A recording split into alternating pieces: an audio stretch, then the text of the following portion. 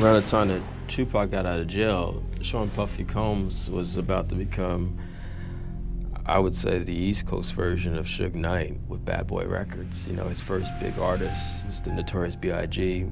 This bullshit about the East Coast and the West Coast started when we went out to New York to do the Source Awards. And Mr. Knight went on stage, and he's in New York City, and we all know Puffy's from New York City. Any artists out there want to be an artist and want to stay a star, don't want to have to worry about the executive producer trying to be all in the videos, all on the record, dancing. Come to Death Row.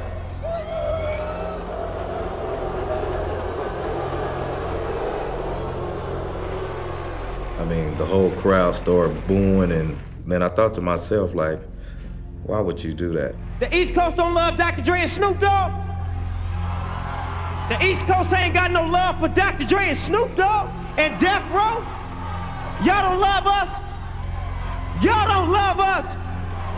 Well, let it be known then. We know y'all East Coast. We know we at East Coast and Alpha. I'm the executive producer that a comment was made about a little bit earlier.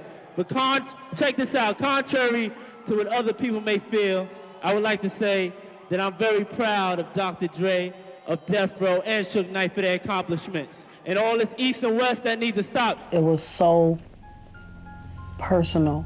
Puffy was a good friend of mine. There's enough room in this business for two young black males who are entrepreneurs to exist. I mean, can you imagine if Al Bell and Berry Gordy were fighting, or if the Temptations had beef with the Four Tops? I mean, it sounds fucking retarded when you think about it. Yo, the Four Tops got beef with the Temptations. Marvin Gaye and Smokey Robinson were fighting at the Grammy Awards last night. I mean, think about that for a second. A lot of people on the West Coast felt that we have always had love for the East Coast, you know. They can come here and break their records. They come here and play at the clubs. You know, they come do in-stores. We do the whole nine with them East Coast cats. And we go out there and we don't get that same love.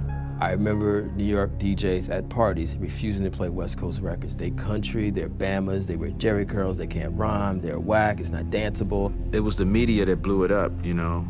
You're seeing certain things that somebody said highlighted in magazines about the West Coast and vice versa, and it just boiled over from there. All these people talking about an East Coast, West Coast war, they like the Judas was to Jesus. They only here to cause confusion. It made rap music look bad. It made rap music look like it's just another part of the dope game. Controversy is what Death Row started living off of, instead of talent. If this was chess, we'd be yelling checkmate 3 motherfucking years ago, because we've been beat these motherfuckers. Then the disrespect just started getting worse and worse between the West Coast and the East Coast. Overthrow the government y'all got right now, which is Bad Boy and Nas and all that bullshit, and we will bring a new government here that will feed every person in New York. And then you had the Tupac and Big situation, you know, flaming it even more. I possess his soul, his and Puffy. They know that I was the truest nigga involved with Biggie's success.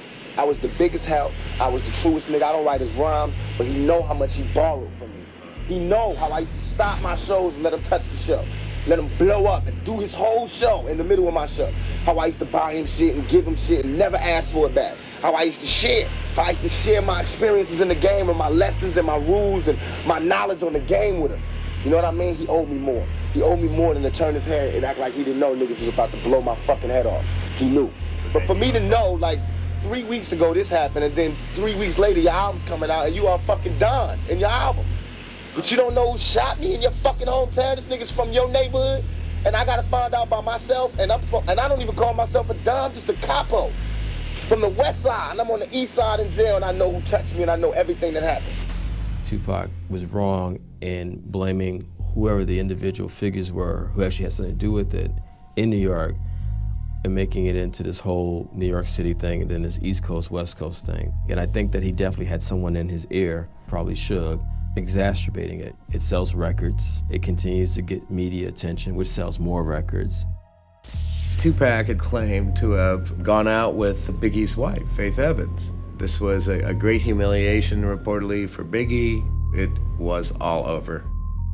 We were in Manhattan shooting a video.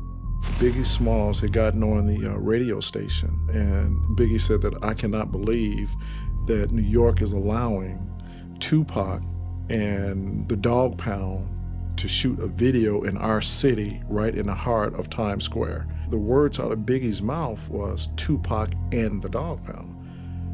And it wasn't. It was Snoop and the Dog Pound. Tupac was not with us. Snoop at the time was having his hair braided, and all of the artists was in the trailer. And then all of a sudden, gunfire. Someone shot into the trailer. They weren't shooting in there to say, get out. They were shooting there to kill someone. There was a shift in Tupac Shakur's lyrical content. He at first was more political, then at some point he became more street. It was West Coast versus East Coast. The person at Rikers Island was very reflective and he's gonna change his life and everything. This new person was like, fuck New York, fuck the East Coast. Suge's the man, he takes care of me, he's flashing money in front of the MTV cameras. It was like, wow, I was Jekyll and Hyde. One of the songs was a song called Hit 'Em Up. It talked about killing the bad boy camp, different artists. It was a lot of threats. I go, Pac, did you hear what you said? He was like, yeah, nigga, I wrote it. Okay, we're gonna need some more security and you need to start wearing a vest.